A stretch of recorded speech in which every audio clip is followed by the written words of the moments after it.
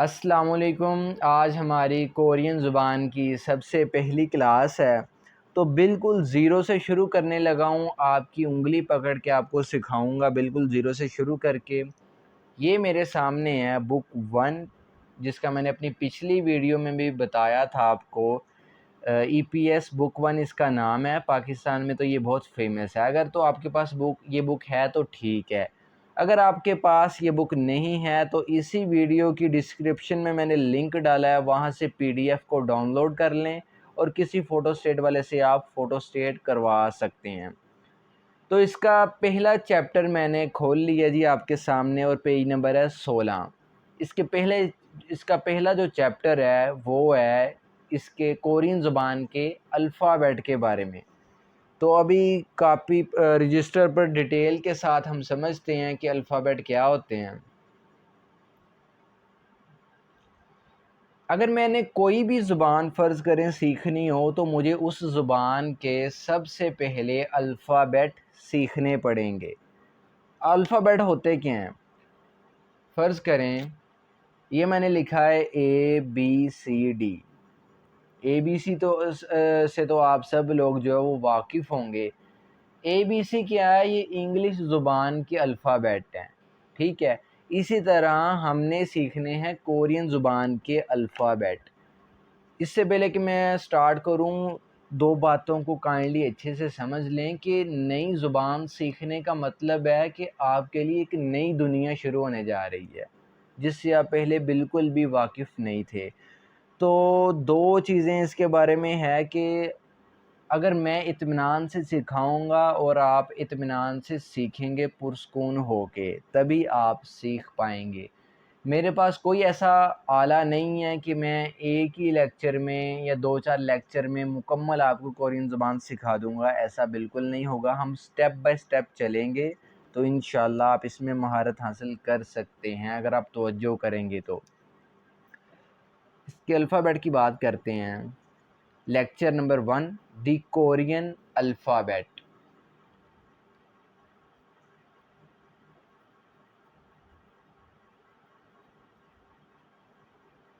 Korean ज़ुबान के जो अल्फ़ाबेट है ना, इसमें दो चीज़ें हमारे पास आएंगी।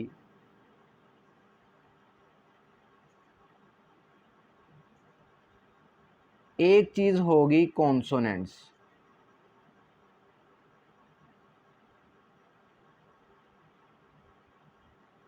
दूसरी चीज़ इसमें होगी वावल्स।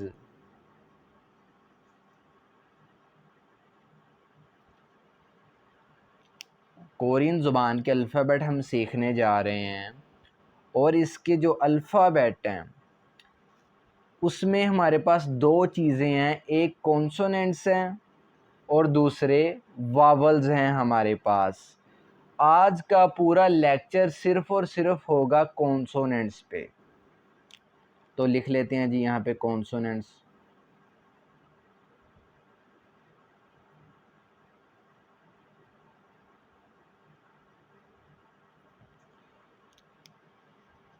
कोरियन ज़बान में जो कॉन्सोनेंट्स हैं उनकी तादाद है 19।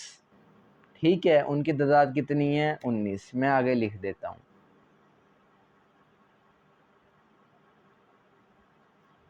इन 19 कॉन्सोनेंट्स को आप अच्छे से सीखिएगा। ये बिल्कुल बेस आपकी बनने जा रही है। यहाँ से बिल्कुल आपकी इब्तिदा होने जा रही है ज़ुबान सीखने की।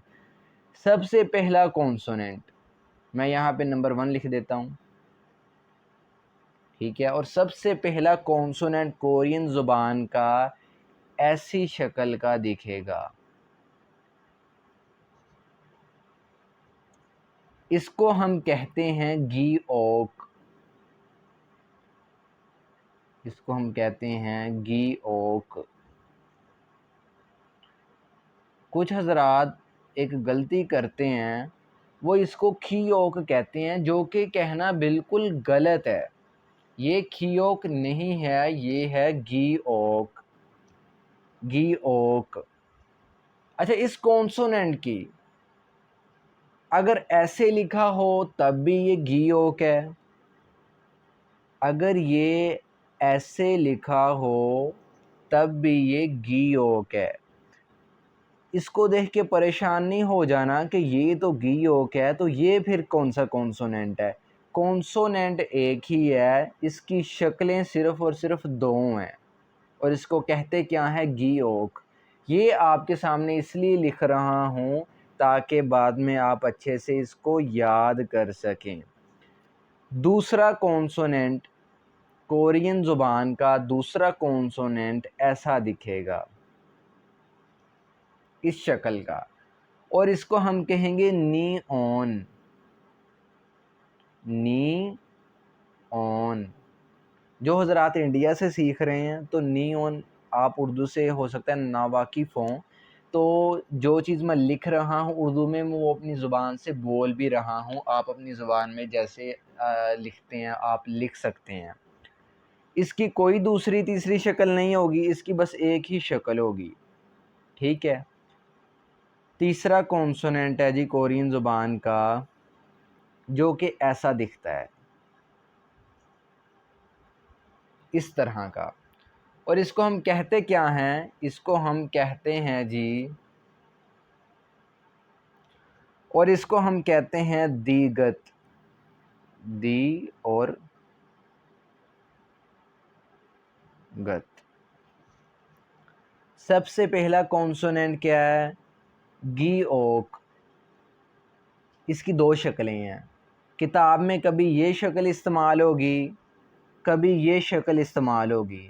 इस्तेमाल तो दोनों में से एक ही होगी ना, जो उनसी मर्ज़ी हो जाए, तो है ये गी ओक ही है। दूसरा कॉन्सोनेंट है हमारे पास नी ऑन। तीसरा कॉन्सोनेंट है दीगत। चौथा कॉन्सोनेंट मैं लिखने जा रहा हूँ कोरियन ज़बान का, जो कि ऐसा दिखेगा, और इसको हम कहेंगे री ओल।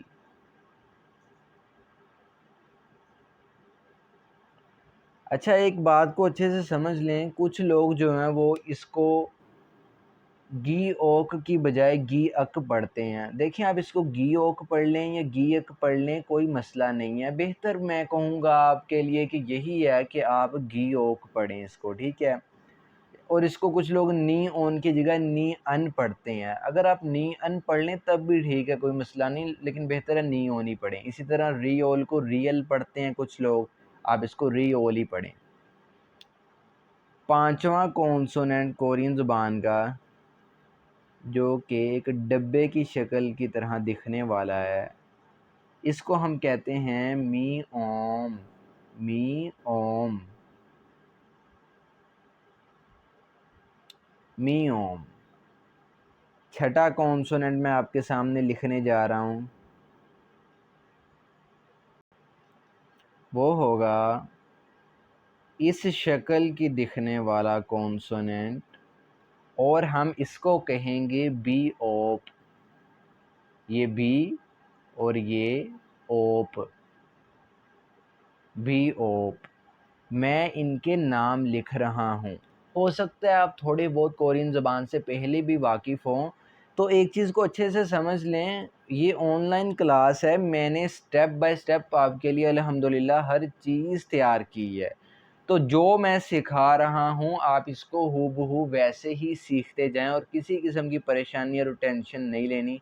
कमेंट्स में आप कोई भी सवाल हो पूछ भी सकते हैं, और दूसरी बात यह है कि आपके बहुत सारे सवालात ऐसे होंगे जिनका खुद, और दूसरी बात यह है कि आपके बहुत सारे सवालात ऐसे होंगे जिनका आपको खुद ब खुद जवाब मिलता जाएगा जैसे जैसे हमारी क्लासेस आगे जाएंगी। छठा कॉन्सोनेंट ऐसा दिखेगा, और हम इसको कहते हैं बी ओप। उसके बाद सातवां कॉन्सोनेंट कोरियन ज़ुबान का वो दिखेगा, वो ऐसा दिखेगा। इसको हम कहते हैं शी ओत। शी ओत। अच्छा, एक बात को अच्छे से समझें, शी ओत जो है वो ऐसा दिखेगा। ये कौन सा कॉन्सोनेंट है, शी ओत। इस कॉन्सोनेंट की एक और शक्ल है, वो ये है।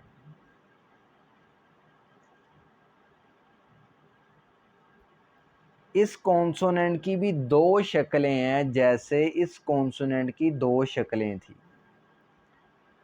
एक ये शक्ल है शीओत और ये शक्ल भी शीओत ही है।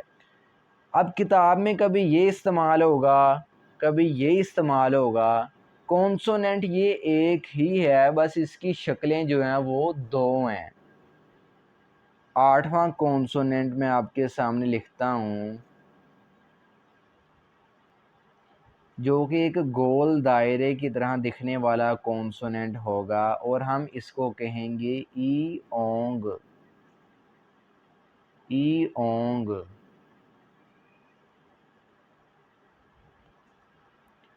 गियोक, नीओन, दीगत, रियोल, मियोम, बियोप, शीओत, ईओंग। 8 कॉन्सोनेंट हो चुके हैं। नंबर 9 कॉन्सोनेंट मैं लिखता हूँ जी आपके सामने।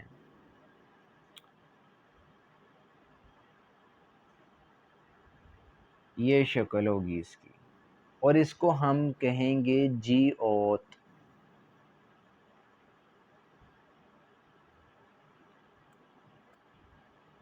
और इसको हम कहेंगे जी ओत। और ये दिखेगा कैसे, इस तरह का। इस कॉन्सोनेंट की भी दो शक्लें हैं, एक तो ये जो मैंने आपके सामने लिख दी है, दूसरी इसकी शक्ल है ऐसी।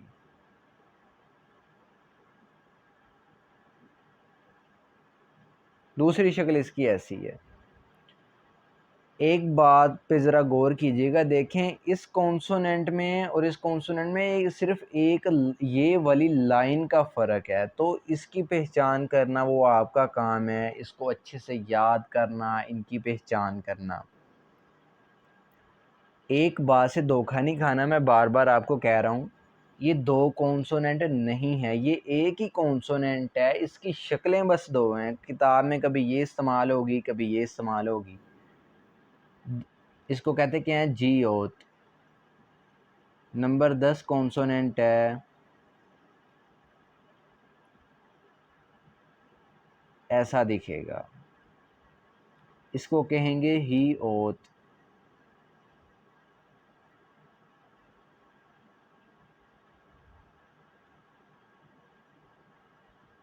ही ओत। देखें ये हमारे पास था सिर्फ एक गोल दायरा, इसको हमने कहा था ईओंग, लेकिन ये थोड़ा मुख्तलिफ है इससे, इसलिए ये है ही ओत। इस कॉन्सोनेंट की भी दो शक्लें होंगी, एक तो ये है जो मैंने आपके सामने लिख दी है, दूसरी इसकी शक्ल होगी ये ऐसा दिखेगा।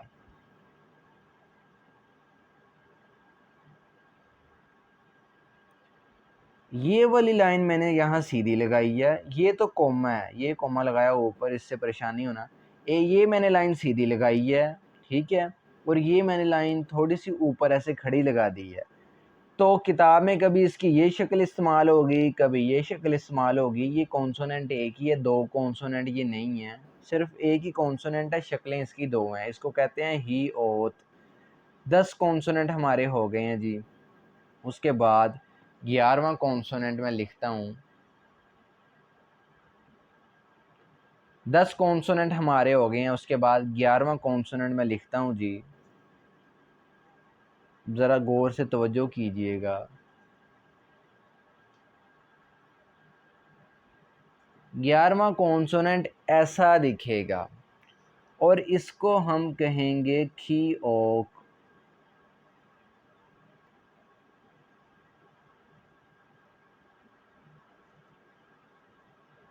खी ओक। ये सबसे पहले कॉन्सोनेंट पे ज़रा आ जाएं, जो मैंने बताया था कि लोग गलती करते हैं, इसको जो है वो खीयोक कहते हैं। हालांकि ये कॉन्सोनेंट जो है ये घीयोक है और खीयोक जो है वो ये वाला कॉन्सोनेंट है। ठीक हो गया जी। अब जैसे घीयोक की दो शक्लें थी, खीयोक की भी दो शक्लें होंगी। यहाँ इसकी ये शक्ल है, यहाँ ये शक्ल भी इसकी हो सकती है। तो अगर ये वाली शक्ल इस्तेमाल हो किताब में या ये वाली हो तो इसको देख के परेशान नहीं होना, टेंशन नहीं लेनी किसी किस्म की आपने। ये कॉन्सोनेंट एक ही है, इसकी शक्लें बस दो हैं।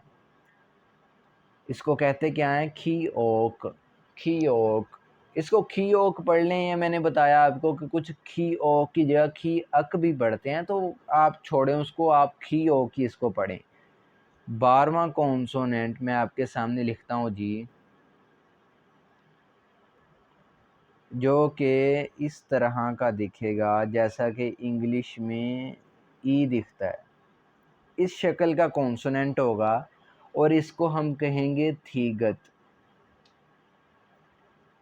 थी और गत, ये थीगत। 13वां कॉन्सोनेंट कोरियन ज़ुबान का 13वां कॉन्सोनेंट होगा जी, जो ऐसा दिखेगा।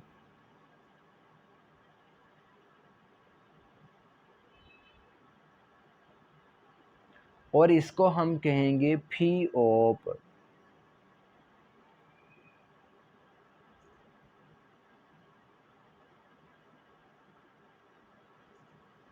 ठीक है जी। 14वां कॉन्सोनेंट मैं आपके सामने लिखता हूँ। देखें, जिस कॉन्सोनेंट की दो दो शक्लें होती हैं मैं वो आपके सामने लिख देता हूँ। जिसकी एक ही शक्ल है उसकी एक ही है, उसकी ना मैंने लिखी है, ना आपको उसके बारे में सोचने की ज़रूरत है। 14वां कॉन्सोनेंट है जी, वो हमारे पास होगा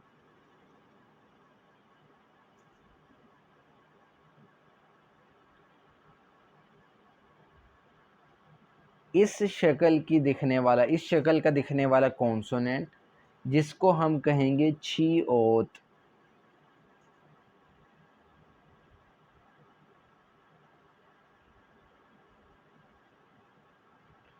अब ज़रा नंबर 9 पे आएँ, इसको देखें। ये क्या था, जी ओत, ये क्या है, छी ओत। फ़र्क क्या है इसमें और इसमें? फ़र्क ये है, ये वाली सिर्फ लाइन का।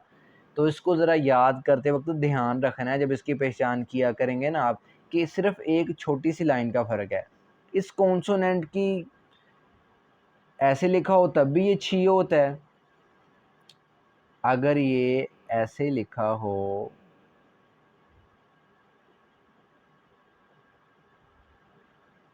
तब भी ये छी होता है। ये वाला डंडा जो लेटा है ये खड़ा हो तब भी ये छी होता है। मिसाल के तौर पे अगर इसको इस डंडे के बगैर आप देखें तो क्या ये जीओत होगा, देखें ये वाला। अगर डंडा लगा दिया तो ये छीओत बन जाएगा। ठीक है, छी ओत। ये 14 कॉन्सोनेंट कोरियन ज़बान के हो चुके हैं। 15 नंबर कॉन्सोनेंट मैं लिखता हूँ। देखिए, एक चीज़ को अच्छे से समझ लें कि मैं जो करवा रहा हूँ ना, यानी कि मैंने कहा कि मैंने पूरे कॉन्सोनेंट्स को कवर करना है। ठीक है, आज के लेक्चर में वावल्स को हमने अगले लेक्चर में देखना है। तो एक बात को आप अच्छे से समझ लें कि अगर तो आपका पेपर नज़दीक है, बहुत नज़दीक है, तो आप इन सबको एक ही दिन में याद भी कर सकते हैं। ठीक है, कोई मसला नहीं है। लेकिन अगर आप अभी आपका पेपर दूर है, टेस्ट वगैरह दूर है, तो आप 4-4, 5-5 करके भी याद कर सकते हैं। लेकिन शर्त ये है कि अच्छे से याद होना ज़रूरी है। ठीक है, ऐसे समझ लिए खाली उसका कोई फ़ायदा नहीं। आपको इनकी पहचान होनी चाहिए, आपने इनको अच्छे से याद करना है, ये आपकी बेस बन रही है। अगर इसमें कमी होगी तो आगे फिर बहुत कमी जाएगी। 15वां मैं कॉन्सोनेंट लिखता हूँ।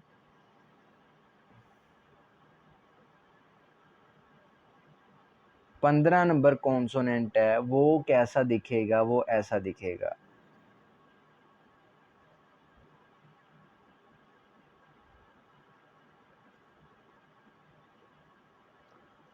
इस शक्ल का देखिएगा ये कॉन्सोनेंट, और हम इसको कहेंगे क्या, इसको हम कहेंगे संगगियोक।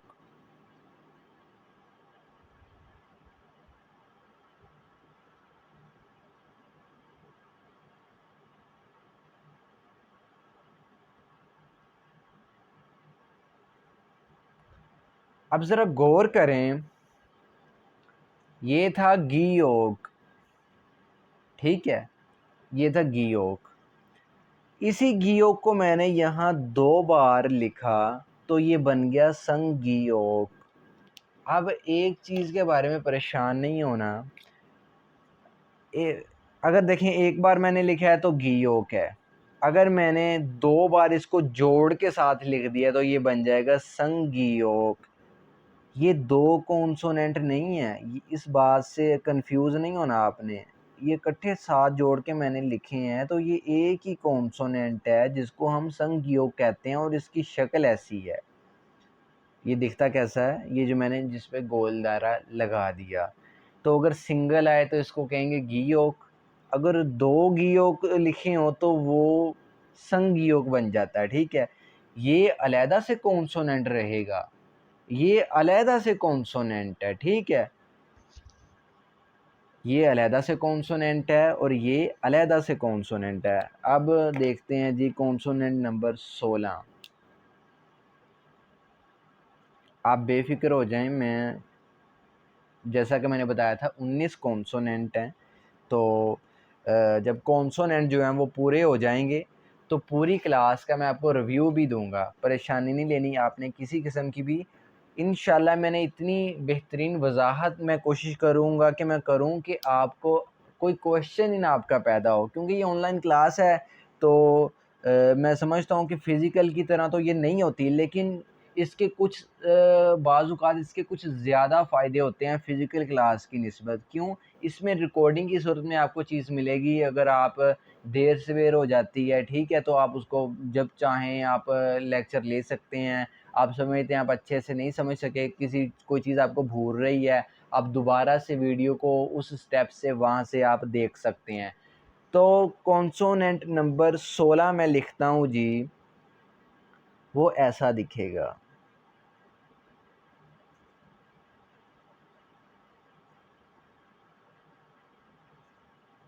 इस शक्ल का ये कॉन्सोनेंट दिखेगा, इसको हम कहते हैं संगदिगत।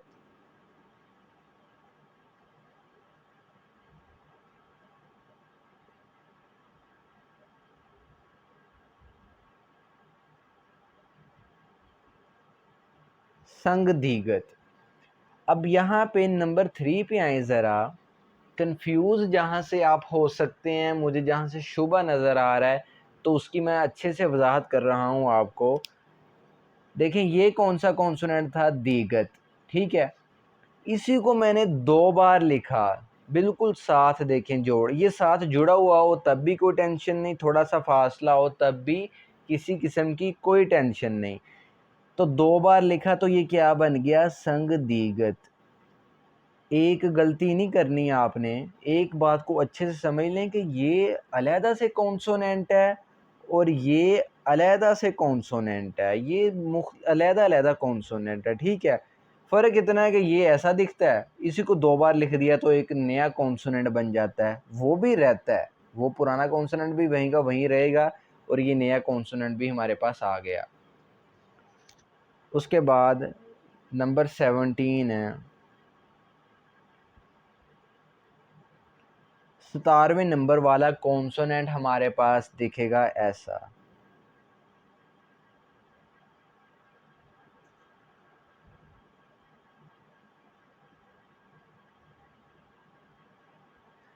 इस शक्ल का कॉन्सोनेंट होगा और हम इसको क्या कहेंगे, संगबियोप।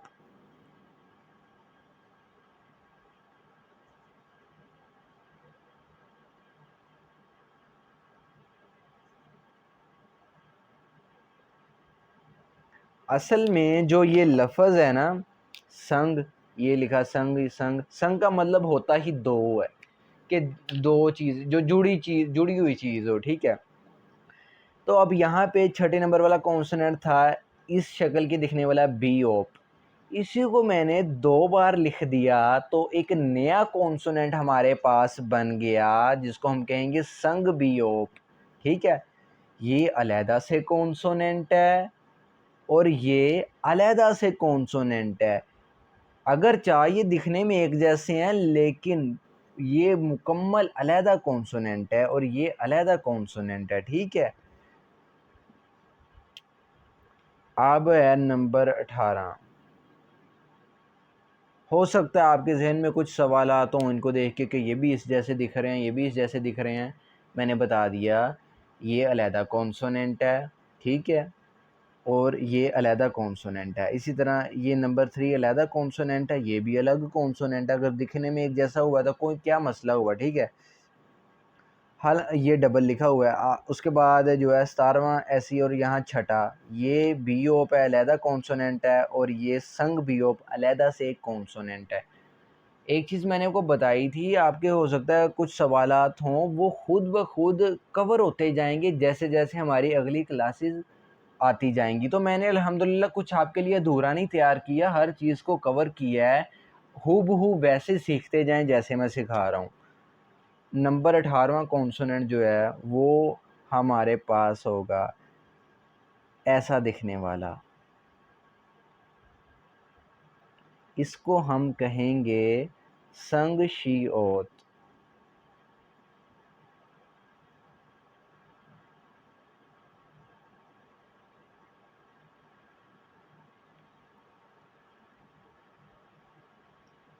ठीक है जी, देखें ये ऐसा दिखता था, ठीक है। ये केला शी-ओत था। इसी को 2 बार मैंने उठा के लिखा तो एक नया कॉन्सोनेंट बन गया हमारे पास, संग-शी-ओत। लेकिन अगर नया कॉन्सोनेंट बना इसका हरगिज़ ये मतलब नहीं कि ये वाला ख़त्म हो गया, नहीं, ये अलहदा कॉन्सोनेंट है और ये बिल्कुल अलहदा कॉन्सोनेंट है। उसके बाद जो है, अच्छा एक और चीज़ समझ लें, इसकी भी 2 शक्लें होंगी। एक तो ये शक्ल है जो मैंने आपके सामने लिख दी, ठीक है, एक तो ये शक्ल इसकी है संग शियोत। एक तो ऐसा दिखेगा और दूसरा कैसा दिखेगा, दूसरा ये दिखेगा इस शक्ल का,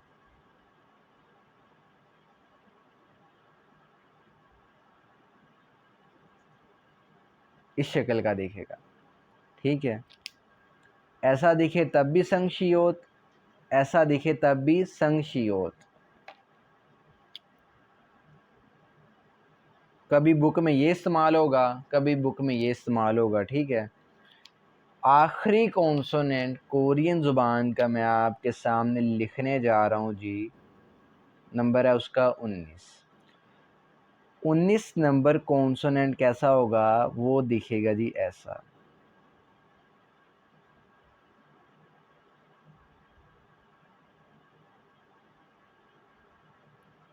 ऐसा दिखेगा। या एक शक्ल इसकी ये होगी और दूसरी शक्ल कौन सी होगी, ये वाली।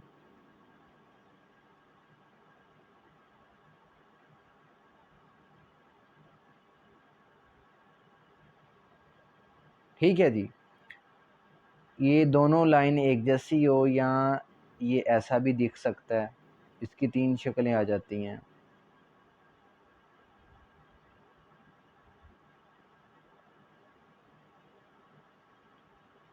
थोड़ी सी ऊपर करके लिख देते हैं, ऐसी शक्ल हो, यानी कि ये दोनों आपस में ना भी जुड़े हो तो कोई किसी किस्म का मसला नहीं है। और इसको हम कहेंगे क्या, इसका नाम है जी संग जियोत।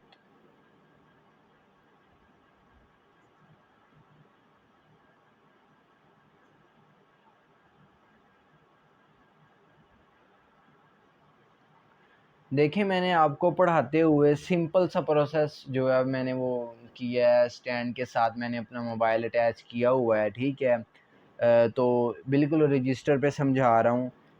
अल्हम्दुलिल्लाह पीसी भी है, ठीक है, वेब कैमरा, हर चीज़ अल्हम्दुलिल्लाह मौजूद है। लेकिन जो चीज़ आप यहाँ मैं आपको सिखा पाऊँगा ना अपनी पेंसिल से, अब मैं आपको जहाँ मर्ज़ी घुमा दूँ, जौन सी मर्ज़ी चीज़ एक्सप्लेन कर लूँ, तो मैं दिली तौर पे इससे सबसे ज़्यादा मुतमिन था ये तरीके से पढ़ाने से। तो अगर तो चाहे मेरा सिस्टम एडवांस नहीं है पढ़ाने का, लेकिन यानी कि एडवांस से मुराद एडवांस नहीं है कि मेरे जो है लैपटॉप का मैं इस्तेमाल या कंप्यूटर का इस्तेमाल नहीं कर रहा, लेकिन प्रॉपर स्किल आपको दे रहा हूँ। जो इल्म मैंने हज़ारों रुपए खर्च करके नमल यूनिवर्सिटी से सीखा था, इंशाल्लाह वो हूबहू वैसे ही आपको डिलीवर कर रहा हूँ। आज का हमारा लेक्चर जो है वो कंप्लीट हो गया है। पूरी क्लास का रिव्यू मुझसे ले लीजिए। पहला लेक्चर था जिसमें हमने कोरियन अल्फ़ाबेट की बात की, ठीक है। मैंने कहा कोरियन अल्फ़ाबेट में दो चीज़ें आएंगी, एक कॉन्सोनेंट्स और एक वावल्स। वावल्स को बिल्कुल भी मैंने टच नहीं किया, आने वाली क्लास में डिटेल के साथ इंशाल्लाह उसको समझाऊंगा। कॉन्सोनेंट को मैंने एक्सप्लेन किया, कोरियन ज़बान के कॉन्सोनेंट्स को। मैंने कहा जी कोरियन ज़बान में 19 कॉन्सोनेंट्स हैं, ठीक है। सबसे पहला कॉन्सोनेंट है गीयोक। इसको पढ़ते कैसे हैं वो मैंने आगे लिख दिया ताकि आप इसको अच्छे से याद कर सकें। और मैंने कहा इसकी दो शक्लें हैं, कभी ये इस्तेमाल हो चाहे कभी ये इस्तेमाल हो, लेकिन दोनों में से एक ही इस्तेमाल होगी, ठीक है। दो तो नहीं ना, इकट्ठी हो सकती इस्तेमाल, दोनों में से कभी ये इस्तेमाल होगी कभी ये। दूसरा कॉन्सोनेंट है नीऑन। तीसरा कॉन्सोनेंट है दीगत। चौथा कॉन्सोनेंट है रीओल। पांचवा कॉन्सोनेंट है मी ओम। छठा कॉन्सोनेंट है बी ओप। सातवां कॉन्सोनेंट है शी ओत। इसकी दो शक्लें हैं, एक ये शक्ल है कि ये शक्ल है, ठीक है। कभी ये इस्तेमाल होगी कभी ये इस्तेमाल होगी, जो उनसी मर्जी इस्तेमाल कर लें, कोई मसला नहीं, चाहे हर बार ये कर लें चाहे हर बार ये कर लें। आठवां कॉन्सोनेंट ऐसा दिखेगा और इसको कहते क्या है, ईओंग। नौवां कॉन्सोनेंट है जी ओत। इसकी भी दो शक्लें हैं, ठीक है, जो उनसी मर्जी इस्तेमाल करें। 10वां कॉन्सोनेंट है हमारे पास ही ओत, और इसकी भी दो शक्लें हैं, ठीक है, जो उनसी मर्जी इस्तेमाल करें, चाहे ये इस्तेमाल करें चाहे ये इस्तेमाल करें, कोई मसला नहीं, कोई परेशानी नहीं, कहते हैं इसको ही होता है। 11वां कॉन्सोनेंट है खी ओक। इसकी दो शक्लें हैं, एक ऐसी ये शक्ल है कि ये शक्ल है, ठीक है, जो उनसी मर्जी दोनों में से इस्तेमाल करें, चाहे हर बार ये इस्तेमाल करें चाहे हर बार ये इस्तेमाल करें। 12वां कॉन्सोनेंट है ऐसा दिखेगा और इसको कहते क्या है, थीगत। 13वां कॉन्सोनेंट है ऐसा दिखने वाला, कहते हैं फी ओप। एक बात ज़रा गौर कर लें, छठा कॉन्सोनेंट पे आए, इसको बी ओप कहते हैं, ये बे से स्टार्ट हो रहा है, और ये ऐसा, और 13वां कॉन्सोनेंट है ऐसा दिखता है और ये फे से स्टार्ट हो रहा है, फी ओप। तो इन दोनों में फ़र्क है, ये फ़र्क आपने भी करना है, ठीक है, ऐसे ही इसको तैयार करना है। 14वां कॉन्सोनेंट है, इसकी भी दो शक्लें हैं और इसको कहते क्या हैं, छी ओत। दोनों शक्लों को अच्छे से देख लेना है, चाहे हो सकता है बुक में कभी ये इस्तेमाल हो कभी ये इस्तेमाल हो, हमने तो दोनों को तैयार करना है ना, याद करना है। 15वां कॉन्सोनेंट ऐसा दिखेगा जिसको कहते हैं संगीओक, ठीक है। सिंपल सा दो बार गीयोक को अगर दो बार लिख दें तो ये संगीयोक बन जाता है। ये गीयोक अलहदा से कॉन्सोनेंट है और ये संगीयोक अलहदा से कॉन्सोनेंट है, उसकी अपनी पहचान है, इसकी अपनी पहचान है। 16वां कॉन्सोनेंट ऐसा दिखेगा और इसको हम कहते हैं संग दीगत। 17वां कॉन्सोनेंट ऐसा दिखेगा, इसको कहते हैं संग बी ओप। 18वां कॉन्सोनेंट ऐसा दिखेगा, इसकी दो शक्लें हैं, या ऐसा दिखेगा या ऐसा दिखेगा, ठीक है, इसको क्या कहते हैं, संग शी ओत। और 19वां और आखिर वाला कॉन्सोनेंट हमारे पास ऐसा दिखेगा या ऐसा दिखेगा या ऐसा दिखेगा। तीन इसकी शक्लें मैंने आपके सामने लिख दी हैं, तीनों में आपने तीनों को जहन में रखना है, तीनों की प्रैक्टिस करनी है, क्योंकि बुक में हो सकता है तीनों में से जौन सी मर्जी इस्तेमाल हो। और इसको कहते क्या है, संग जी ओत। अब एक बात को अच्छे से सीख लें, इनको गौर से देख के इनकी पहचान करनी है, ठीक है, मिक्स नहीं कर देना, और इसी तरतीब के साथ आपने इनको याद करना है। जितना हज़म कर सकते हैं उतना याद कर लें। पेपर अगर नज़दीक नहीं है तो आधे आधे करके याद कर लें, लेकिन शर्त है कि अच्छे से याद होना आपको लाजमी चाहिए। इसको अच्छे से करने के बाद ही आप अगली क्लास लेने के काबिल हो सकते हैं। काइंडली चैनल को सब्सक्राइब कर दीजिएगा और लाइक और कमेंट कर दीजिएगा और शेयर भी कर दीजिएगा। तो इससे क्या होगा, मुझे हौसला मिलेगा और मैं इंशाल्लाह जो है इसको आज शुरू किया है तो इंशाल्लाह पूरा मुकम्मल आपकी उंगली पकड़ के लेके चलूँगा और हर चीज़ की वजाहत करूँगा।